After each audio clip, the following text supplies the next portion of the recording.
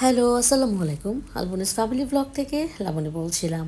চলে আসলাম আমার সেই কাঙ্ক্ষিত রান্নাটাতে। অনেক দিনের ইচ্ছে ছিল যে মাটির হাঁড়িতে মানে মটকা রান্না করব, মটকার ভিতরে গরুর মাংস রান্না করব, এমন একটা ইচ্ছে ছিল অনেক দিন থেকেই।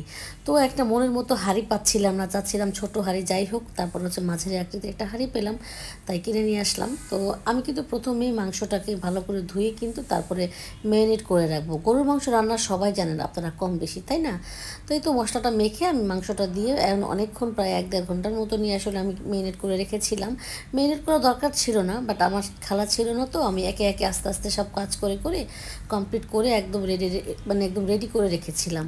তো যাই হোক, এর মধ্যে হাঁড়িটা আমি কিভাবে রেডি করব, যেহেতু হাঁড়িটা প্রথম আমি ইউজ করব, মানে ভেঙে যাবে কিনা, তো আমার বোনকে জিজ্ঞাসা করলাম, আপু বললো এইভাবে এভাবে করো, তাহলে তোমার সুবিধা হবে। আমি একেবারেই এটা একদম ভিজিয়ে রেখেছিলাম 20-25 মিনিট। তারপরে যখন গরম পানি দিয়ে, মানে ঠান্ডা পানিটাই গরম পানিতে আকারে যেহেতু পরিণত হয়েছে, তখন বুঝলাম যে না, পাতিলটা একেবারেই পারফেক্ট ছিল। কারণ এটা কিন্তু আমার বোনের চ্যানেল থেকে আমি শিখেছি, আপার একটা ইউটিউবে চ্যানেল আছে। তো যাই হোক, এখন তেল দিয়ে কিন্তু এটা ঘুরিয়ে আমি একটু বাড়িয়ে নিয়েছিলাম, পরে যে বাড়ানোর পরে দেখি যে না, হাঁড়িটা ঠিক ছিল। তারপরে তো আমি এই তো মাংসটা দিলাম মেখে। আর আরেকটা ভুল হয়েছে আমার, আমি মনে ছিল না আমার আস্ত রসুন দিতে। আর আসলে প্রথম এটা রান্না করছি, তো একটু এক্সাইটমেন্টটা খুব বেশি ছিল, কারণ এই জন্য ছিল কেমন হবে, আমি কিভাবে সিলটা করব, কারণ আটা দিয়ে সিল আমি কখনো করি নাই, আমার এত নাজেহাল অবস্থা হয়েছিল। আর প্রথম রান্না করেছি, তো আমার মনে হয় প্রথম অভিজ্ঞতাগুলো না খুব মধুর হয়, আবার তিক্ততাও হয়। এখন ভুল ভ্রান্তিগুলো আমি জানি যে মানে কতটুকু গোলালে ঠিক হবে, কেমন গোলালে ঠিক হবে, সব কিছু মিলিয়ে না আসলে অভিজ্ঞতা খারাপ ছিল না, ভালোই ছিল, রান্নাটাও ভালো ছিল, যে কারণে ভালো লেগেছে। মেরিনেট করাটা না সবসময় ভালো হলে, বা মাংস রান্নার প্রসেসটা যারা ভালো জানেন তারা কিন্তু অটোমেটিক্যালি বুঝতে পারবেন যে মাংস রান্নাটা কেমন হবে। আর মটকা হাঁড়িতে এই জন্য ভালো হয়, কারণ এটা প্রেশার কুকারের মতো পুরো সিল হয়ে থাকে, তাই বাষ্পটা মানে যেহেতু সরে যায় না, ভিতরেই থাকে, তাই স্বাদটা কিন্তু একেবারে অটুট থাকে, আর খুবই ঘ্রাণ আসে, যে একেবারে মনে হয় যে মানে সেই আগেকার ছোটোবেলায় যে নানি দাদিদের যে মানুষ মানে খেত রান্নাটা, এরকম মনে হবে। আর মাটির হাঁড়িতে যদি মাটির চুলায় রান্না করা যায় আরও ভালো হতো, যেহেতু আমরা শহরে থাকি, গ্যাসের মাধ্যমেই করা হয়। আর আমার হাঁড়িটা আপনারা আপাতত স্কিপ করবেন, কারণ স্বাভাবিকভাবেই আটাটা লেগেছিল, আমার কাছে খারাপ লেগেছিল যেহেতু প্রথম।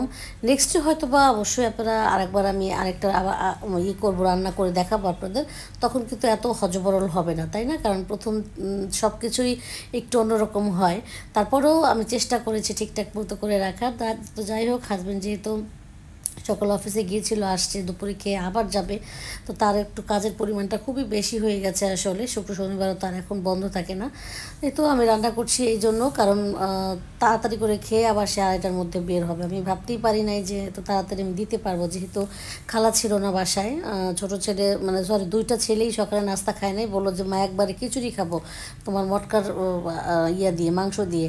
তো ঠিক আছে, আমার জন্য ভালো হলো, কারণ তা না হলে ওদিকে আমাকে টাইমটা অনেকটাই দিতে হতো। তো একা একা সব কিছু রেডি করে কিন্তু আমি মাংসটা বসিয়েছি। তো যাই হোক, আমি এই যে একটু খিচুড়িটা বসালাম, আমি কিন্তু মেরিনেট করার পরে কিন্তু আমি খিচুড়ি বসিয়েছি, আর পাশের চুলায় পানিটা দিয়ে করেছিলাম, দিয়ে রেখেছিলাম, তাই আমি ভিডিওটা কিন্তু আগে পিছনে আপনাদেরকে করে দেখিয়েছি, মানে জাস্ট মাংসটাই আমি আগে কীভাবে প্রিপেয়ার করেছি সেটাই দেখিয়েছি।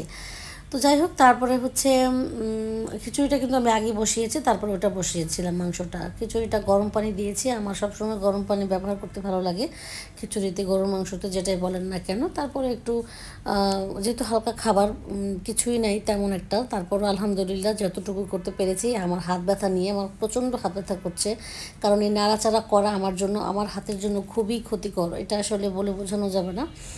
তো যাই হোক, খিচুড়ি রান্না করলাম, মাংস যেহেতু বসে দিয়েছি, এখন আমি একটু বেগুন ভাজবো। বেগুনটা তেমন একটা ভালো ছিল না, এত বেশি ছিল। আমার কাছে বেগুন ভালো লাগে, বাট শীতের বেগুনটা যে হয় ওইটা খুব স্বাদ লাগে, এই গরমকালের বেগুনটা আমার কাছে খুব একটা ভালো লাগে না।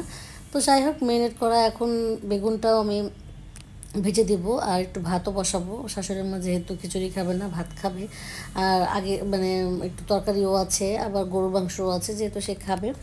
তো কেমন হলো ভিডিওটা অবশ্যই জানাবেন, আর যদি আরও ভালো ভালো ভিডিও পেতে আমার পাশেই থাকবেন, অবশ্যই জানাবেন। আজকে এই পর্যন্তই, আল্লাহ।